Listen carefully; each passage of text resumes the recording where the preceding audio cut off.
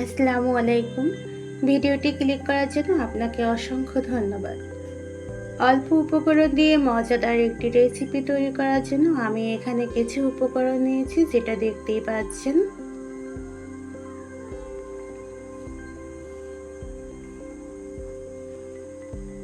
এখানে নিয়েছি 1 কাপ আটা, দিয়ে দিচ্ছি স্বাদ মতো লবণ, হাফ চামচ হলুদের গুঁড়ো। এবার এই শুকনো উপকরণগুলো ভালোভাবে মিলিয়ে নিচ্ছি।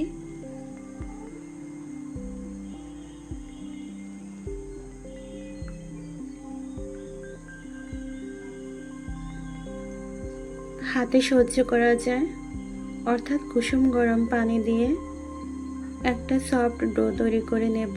পানিটা একবারে দেব না, অল্প অল্প করে দিতে হবে। ডোটা তৈরি করা হয়ে গেলে এটা থেকে ছোট ছোট লেচি কেটে নেব। বল আকারে নিয়েছি লেচি কেটে। এবার এই লেচিগুলো বেলে রুটির শেপ দিয়েছি। এখানে বেশ কিছু রুটি তৈরি করা হয়েছে। এগুলো স্বাভাবিক রুটির মতো হবে, বেশি পাতলাও না আর বেশি পুরোও না। আর এখানে নিয়েছি মাঝারি সাইজের একটা আলু কুচি করে। এবার এই আলুতে দিয়ে দিচ্ছি একটা ডিম, দিয়েছি পেঁয়াজ কুচি, কাঁচামরিচ কুচি আর স্বাদ মতো লবণ। এবার এটা ভালোভাবে মিলিয়ে নেব।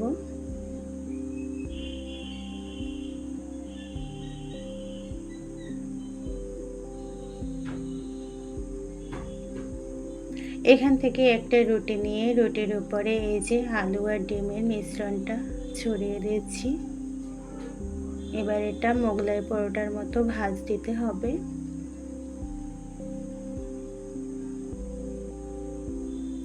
বলে বোঝানোর মতো কিছুই নেই, দেখে বুঝতে হবে।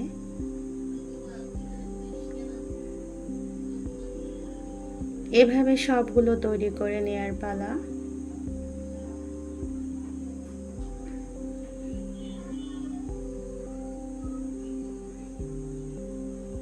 সবগুলো তৈরি করা হয়ে গেলে এখন এটা ফ্রাই করতে হবে। ফ্রাই করার জন্য ফ্রাই প্যানে দিয়ে দিচ্ছি পর্যাপ্ত পরিমাণ তেল। তেলটা গরম হয়ে আসলে এগুলো ডুবো তেলে ছেড়ে দিচ্ছি। চুলার আঁচটা মিডিয়ামে রেখে এটা ভাজতে হবে, নয়তো উপরটা পুড়ে যাবে বাট ক্রিস্পি হবে না।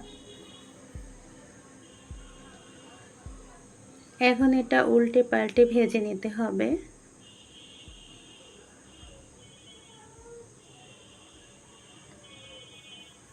ভাজা হয়ে গেলে তেল চড়িয়ে নামিয়ে নিলাম। মাশাআল্লাহ, দেখতে খুব অসাধারণ ও লোভনীয় লাগছে। আশা করি রেসিপিটি ভালো লেগেছে। রেসিপিটি ভালো লাগলে চ্যানেল সাবস্ক্রাইব করতে ভুলবেন না। সবাই ভালো থাকেন, সুস্থ থাকেন এই কামনায়। আল্লাহ হাফেজ।